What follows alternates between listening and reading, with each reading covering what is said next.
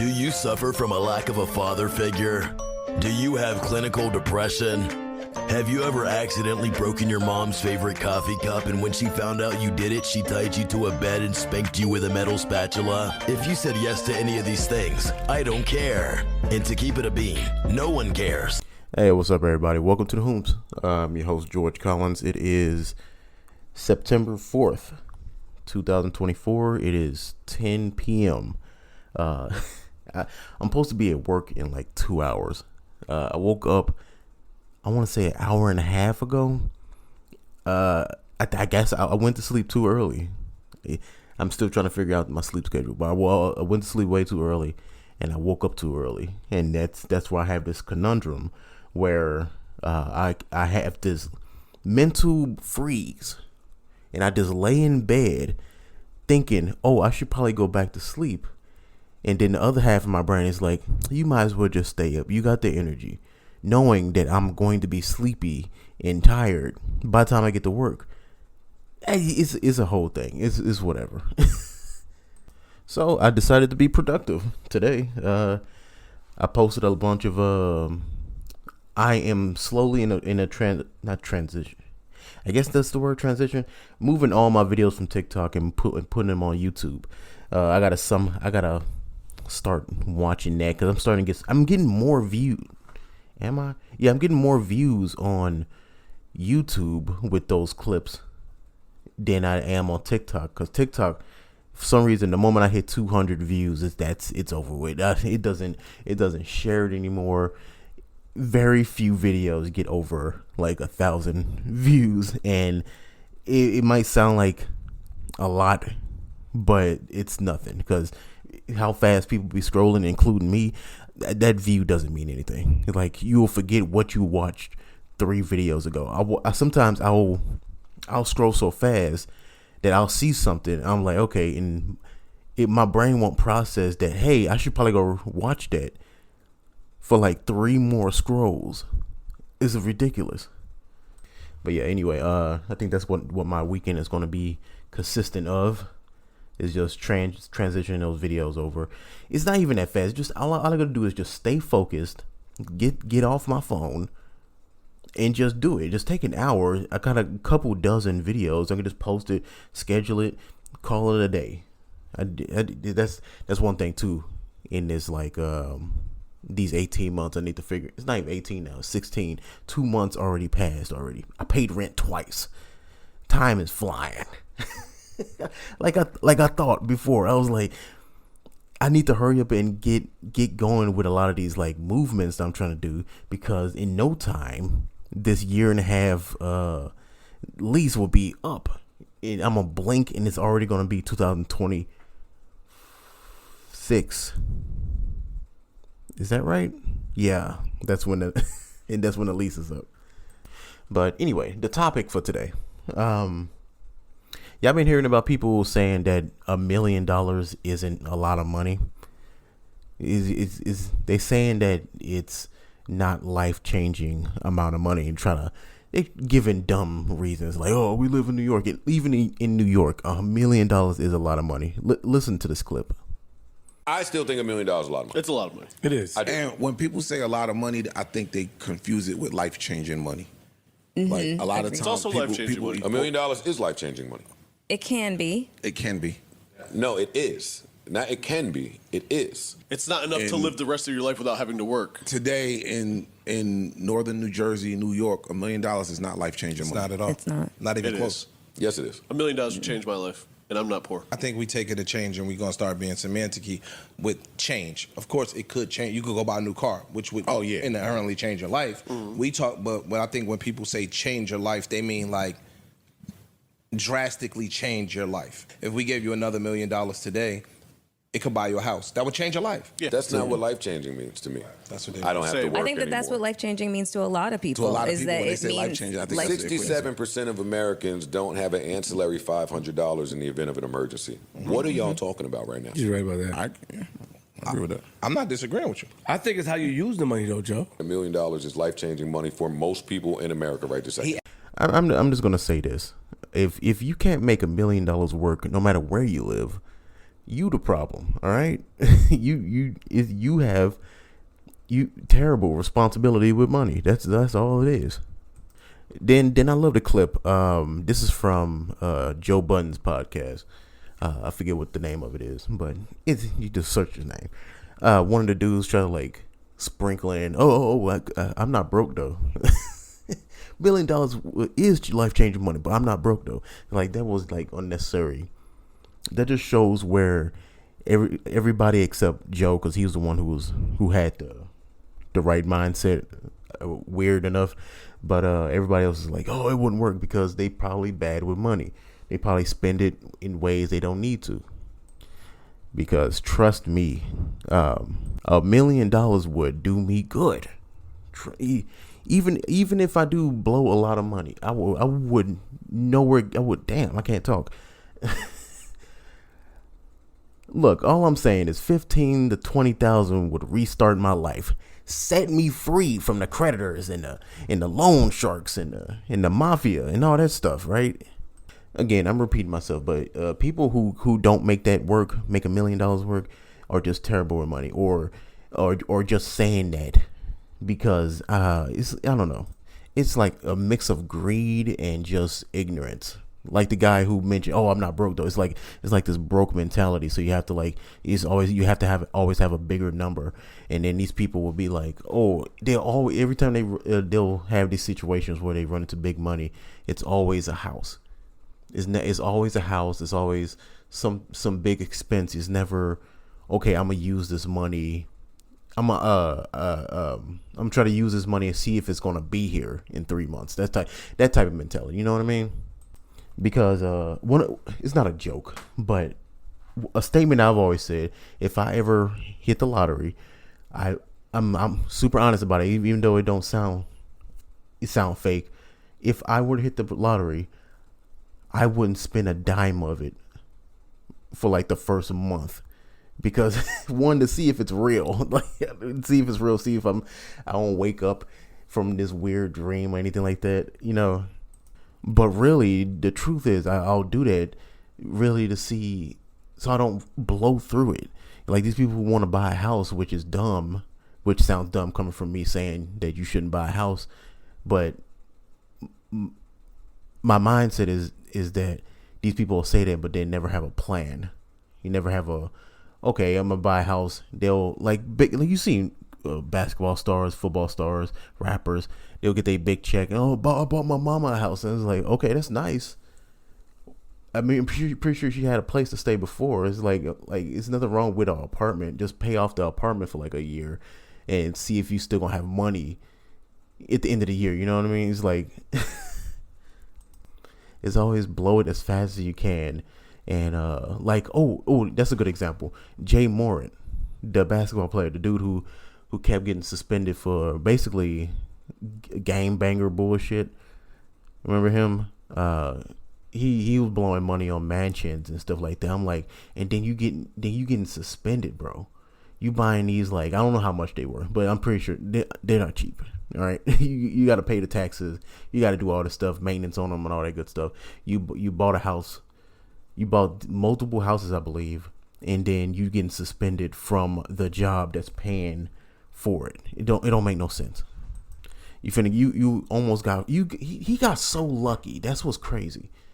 You almost got fired from your $1 million job after you just bought a house and all that stuff. Now you gotta go through the process. Like if I buy a house, it's a commitment. Trust me.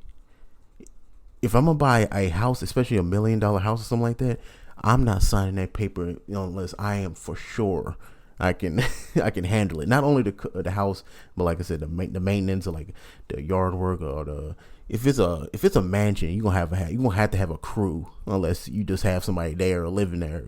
Either way, you still have to pay somebody the taxes, all that good stuff. I don't know. I'm not finna buy a house. That's what I'm saying. I'm gonna see what I can do with this money first, all right? In my current lifestyle, $1 million is a lot for my current one, because I will live the exact same life. If I run into $1 million, the most money that will go out is to take care of family, like pay off people and stuff like that. Pay off people sound like I did something to him, but you know what I mean. All right, I'm back. Skip forward a few days. It is now September 6th. It is now 1 p.m. Yeah, because I had to go to work. I had to go to work, and my alarm went off, and like I said, I woke up early that day, and boy, I guess I was tired as hell. The whole day I was dead. That day went by so slow, and my dumb self, right? Instead of just like coming home and going to sleep like I planned, because it was my weekend now, so I can just wake up early and just then start my weekend. No, I got home around like 1 p.m. and I was like, you know what? I'm finna go to the bookstore. I'm like, it was a pretty decent check. I had paid off the bills I was supposed to and had a decent amount in. So I went to go to the bookstore, and just like last time, I don't know if it's a curse over there or what, but every time I go over in that area, because that's where the Walmart and all that good stuff is as well, I always miss the bus. I always miss it, and then the next one is for an hour, and it's no shade ever in that area. It's just so it's like the longest hour burning for, and most likely the bus will come late like it did the last time, and I wasn't finna do that. So I spent a little bit more money than I wanted to, but I ended up getting an Uber, which almost took just as long as the bus, but whatever. What can you do? But today, that was yesterday. So today, random act of kindness happened. I'm smacking like a sassy woman. A random act of kindness today. It just happened. I went out to go to Kroger and give me some Taco Bell. I haven't had Taco Bell since the last apartment, really. So I was craving. Because that was like my once a week thing, boy. Or two or three times a week thing, boy. But no, just today in general, like after the second half, because I did that whole ADHD thing where if I have something planned or something coming at a certain time, for some reason I can't do anything until that happens. And that one thing was waiting for my Amazon package to get here. It was supposed to get here between 7 a.m. and 11 a.m. and it got here almost at 11. So. But I wasn't really tripping. I was just watching TikToks or whatever, just wasting time, really, because I was sleepy. I've been up since like 5 o'clock because I thought I was I might get lucky and it'd get here at 7. Nope, it didn't. So I just stayed up, played the game or whatever. Watched TikTok until it got here, and right before the Amazon guy got here, because I had bought some brakes for the bike, and I learned something new today with the bike, right? See, I've only had it for like 3 or 4 episodes, so like a month and a half, and the brakes are already going out. So I was like, I didn't realize, because I never had a bike for a long enough time to realize how durable brakes were or how weak brake pads were. I learned today this whole time, because before this I was kind of being cheap about it. I was doing what instead of just getting it repaired, I'm gonna do other things to try to like avoid having to do repairs and stuff like that. So the brakes were going out. So instead of like going top speed, I would just go super slow. But so I was still using a motor on the bike. I just wasn't going that fast. It was going just fast enough to where I can just stop on my own. That's what I was doing instead, and finding alternative routes that wasn't so like downhill based, so that I could have the most control.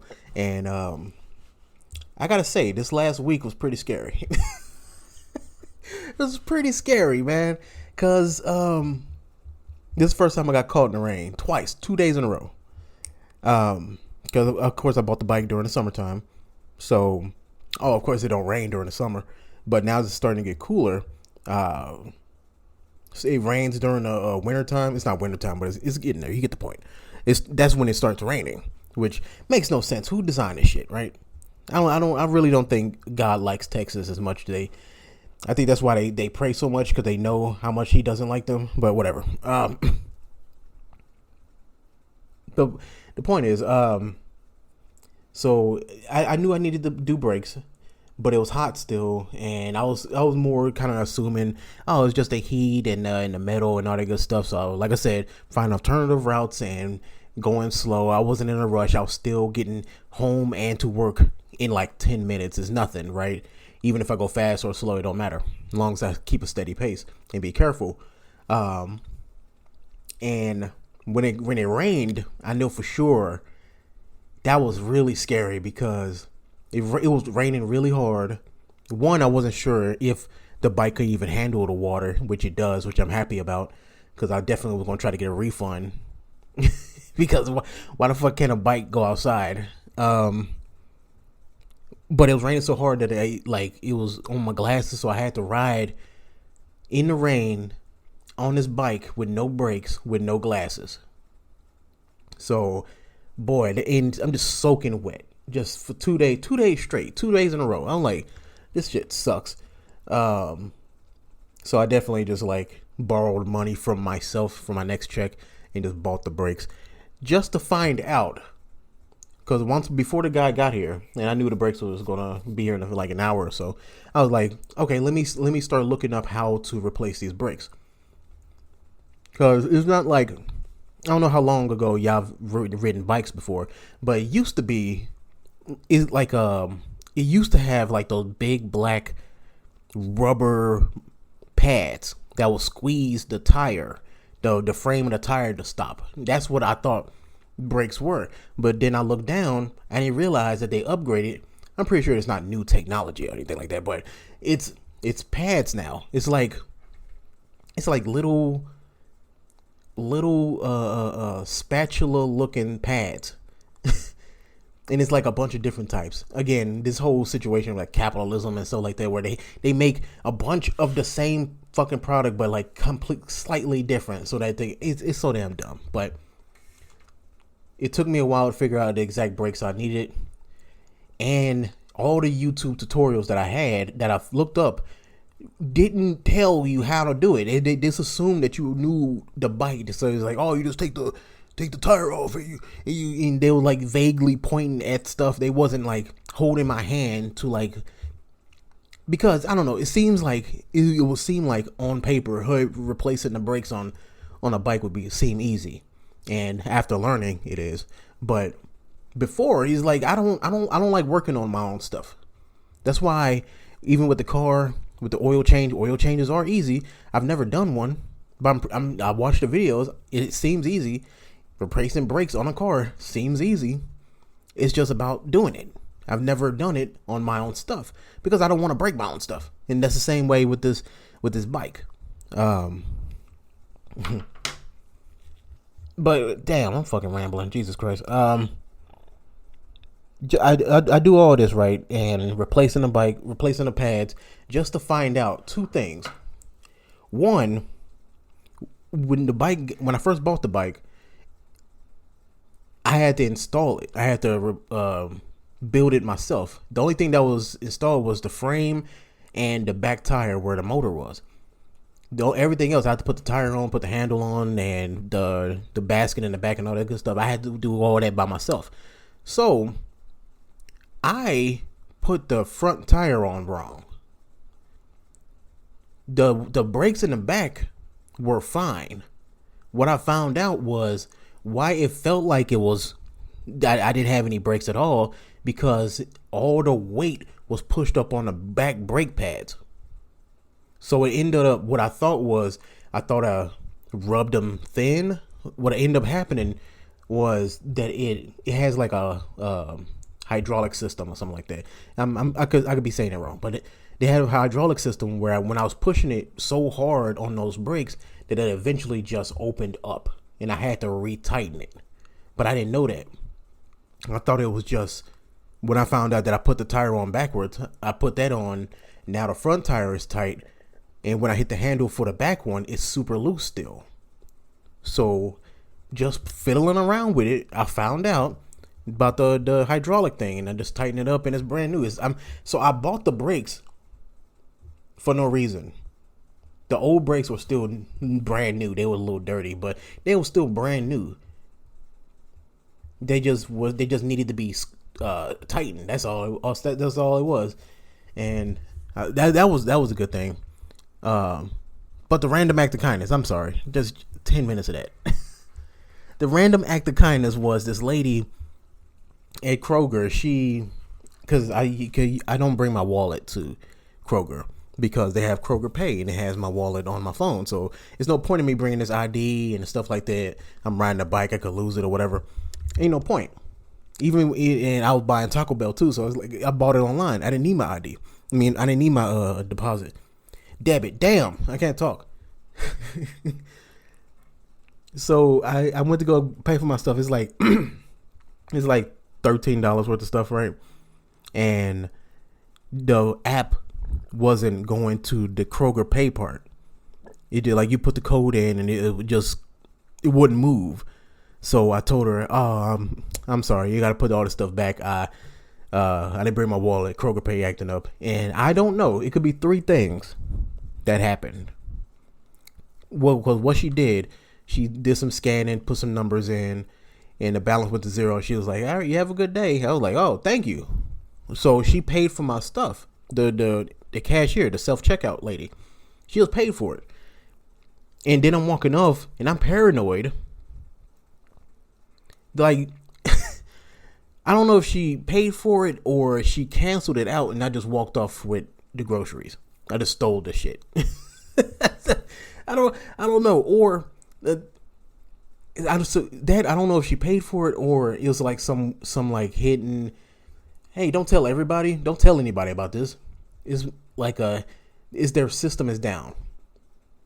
And if it's somebody's using Kroger Pay and doesn't have their wallet, pay for their stuff, which that's far-fetched. I don't think that's a thing, because knowing the internet, knowing TikTok, somebody would have made a video about it. Somebody would have ruined that system already. But I checked the receipt. She actually paid for it, like with her debit card. Like, yeah, it's only like $11, $12, but that's just like, that's really nice of her, this lady. And I had the money. It's just I didn't have my card. And I've known this for years too. White people don't have Cash App. They never do. Why don't white people never have, like, besides the white people I knew doing comedy back in Alabama?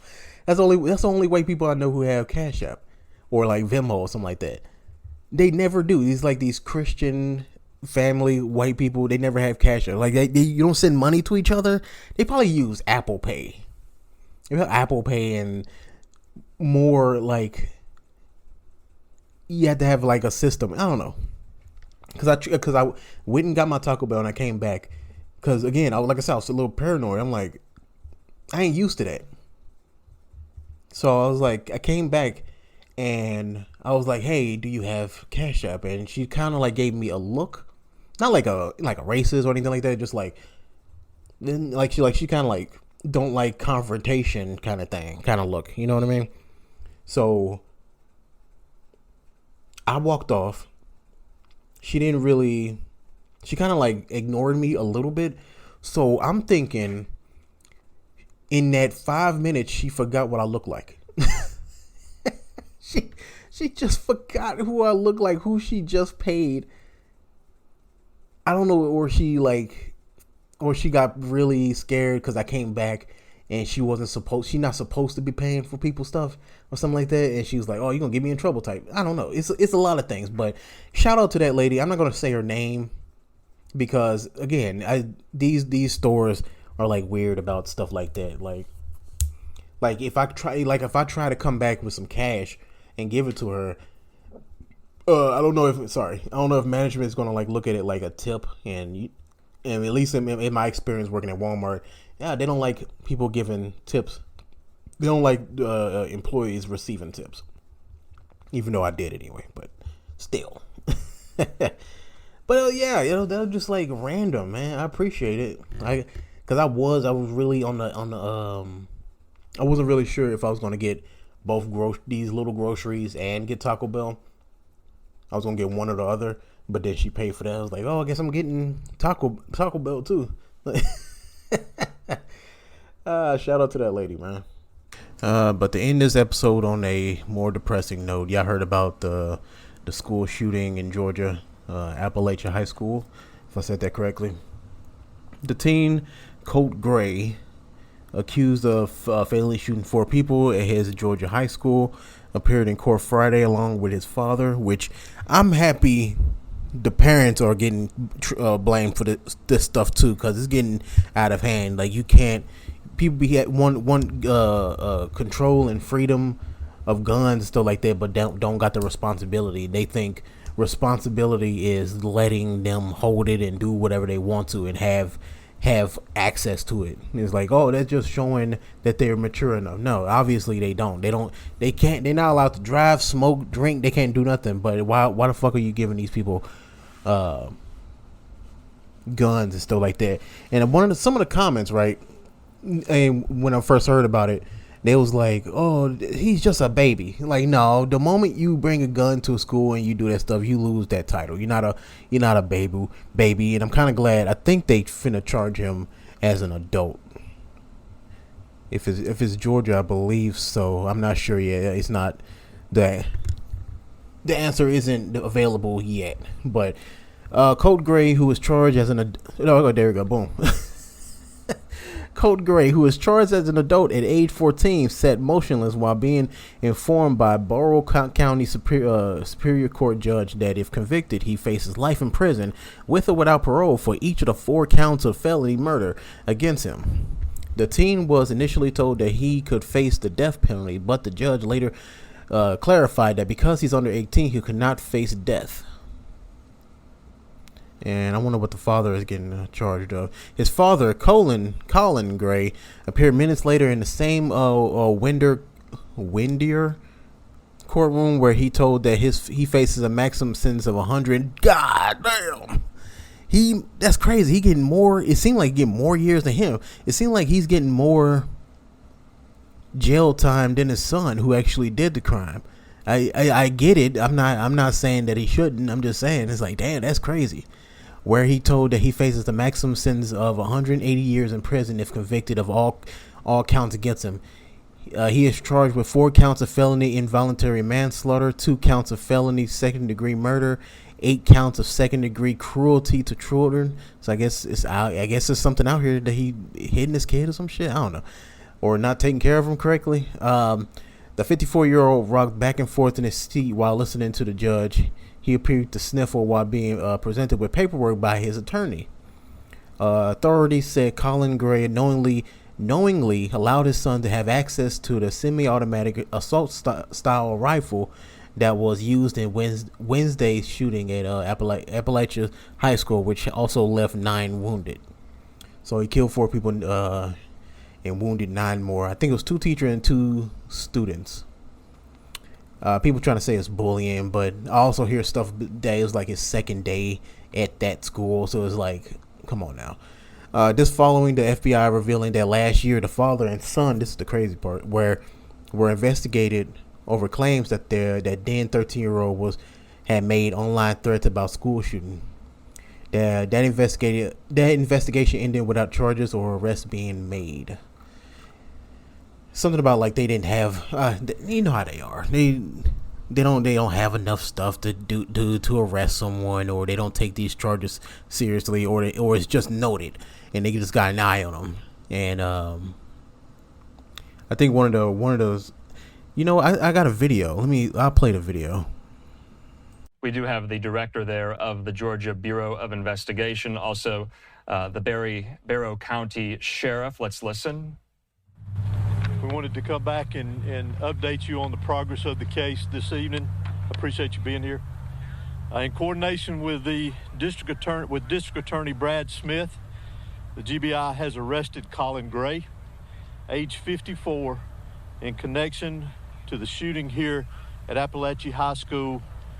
Colin is Colt Gray's father that was arrested yesterday. He is charged with the following: 4 counts of involuntary manslaughter, 2 counts of second-degree murder, and 8 counts of cruelty to children. Mr. Gray, these charges stem from Mr. Gray knowingly allowing his son, Colt, to possess a weapon. This is a very difficult time, as we know, for students and parents, and so many I know of students and parents here in this county and around this state are afraid. You all have likely seen reports of incidents of other students making threats today at various schools around our state. In each of these incidents, police, law enforcement took charges, they made arrests, acted very swiftly, as we take incidents like this very seriously across this state. This is a time for all of us as a community and a state to come together and remain vigilant.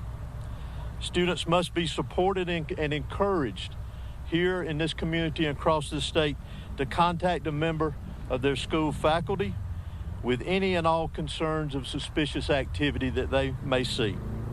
Local, state, and federal law enforcement will continue to work together around the clock in relation to this incident here and any other incidents that come up around this state that raise concern to the safety of our students, faculty, and citizens here in the state of Georgia.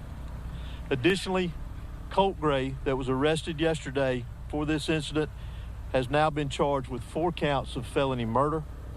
And again, we will continue to work tirelessly to complete this investigation as we move forward. I will go ahead and mention to you, and as I say sometimes, I'm going to go ahead and apologize to you. As y'all all know, that this is a murder investigation. It is a very serious investigation, one that we take serious, one that we will continue to diligently work on and be very thorough with it with the GBI and our local partners here. So you'll have to forgive us if we don't answer a lot of the questions that you ask. I know you have many, and we wish we could answer many of them for you, but we still obviously want to maintain the integrity of this investigation because it has a long way to go for it to be finished. Again, I also want to remind everyone that we need to continue to pray and support the victims that were involved here, the school teachers, the faculty, the students, obviously those that lost their lives, their families. But yeah, I'll keep y'all updated on that once more stuff comes out. But I'm pretty sure it's pretty open shut on this case, you know. But yeah, I'm get back out to get ready for work tonight because it's now 2:30. I pause a lot for this show, man. But yeah, I see y'all next week or whenever the next time I record. I appreciate y'all. Love y'all. Leave a voicemail 725-999-2704 or send the email at thewhomst@gmail.com with some articles, some news stuff that you want me to cover or look at. I'm also accepting if you want to send me some books to read too. I'm still trying to do that. I ain't gonna. I'm tell y'all the truth. I kind of like the whole schedule for reading kind of like dropped down, even with the journal, like because I haven't been reading like the sci-fi stuff the books that I've been reading. Damn, I can't talk. It's like it take all the words I want to say and just jam it down this hole. Fuck.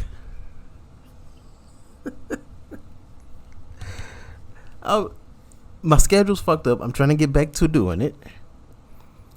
I haven't been reading the books that I want to, but I've been reading stuff like the stoicism stuff. It's mostly quotes and history lessons and stuff like that. It's not really